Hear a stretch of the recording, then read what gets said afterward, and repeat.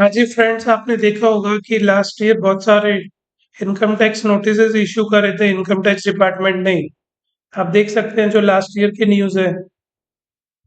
ITR filing claiming fake eighty C और HRA deduction.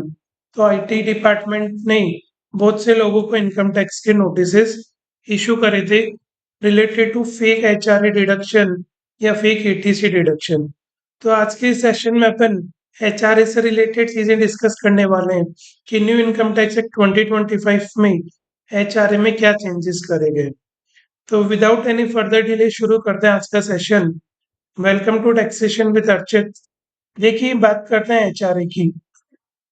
तो आपको जो रूल नंबर 279 है, इनकम टैक्स रूल्स 2026, जो इम्प्लीमेंट हो चुके हैं फ्रॉम 1 अप्रैल 2026, वो बात करते हैं आपके एचआरए की। देखिए, एचआरए में जो आपको डिडक्शन मिलता है वो lower of the following three amounts मिलते हैं। पहला, जो भी आपका एचआरए मिला। दूसरा, जो आपने रेंट पे किया माइनस आपका 10% ऑफ सैलरी।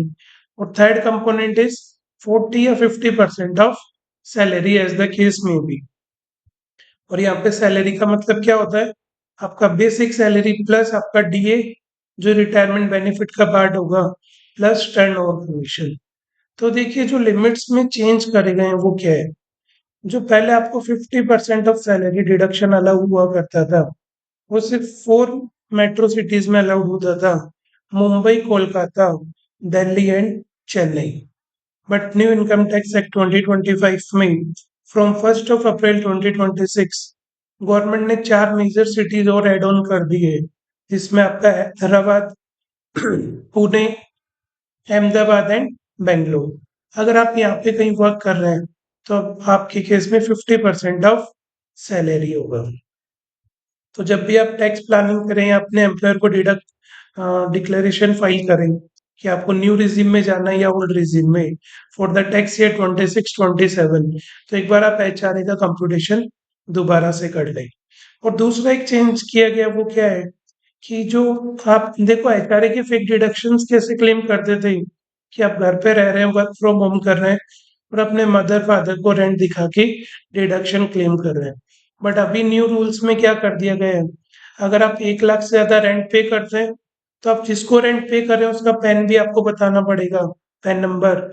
और दूसरी चीज, आपका रिलेशन क्या है जिसको आप रेंट पे कर रहे हैं उसके साथ, वो भी आपको डिक्लेयर करना पड़ेगा। जैसे आप रेंट पे कर रहे हैं वो आपके मदर है, फादर है या क्या है, तो ये सब चीजें डिक्लेयर करनी पड़ेगी। तो देखिए, अभी आप यही मेरी आप लोगों से यही रिक्वेस्ट है कि कोई भी फेक डिडक्शंस मत लीजिए, क्योंकि डिपार्टमेंट ने जो है बहुत ज़्यादा इसमें स्ट्रिक्टनेस कर दी है और आपको फेक डिडक्शंस क्लेम भी नहीं करनी चाहिए। अदरवाइज आप नोटिसेस फेस कर सकते हैं जब भी आप आईटीआर फाइल करेंगे।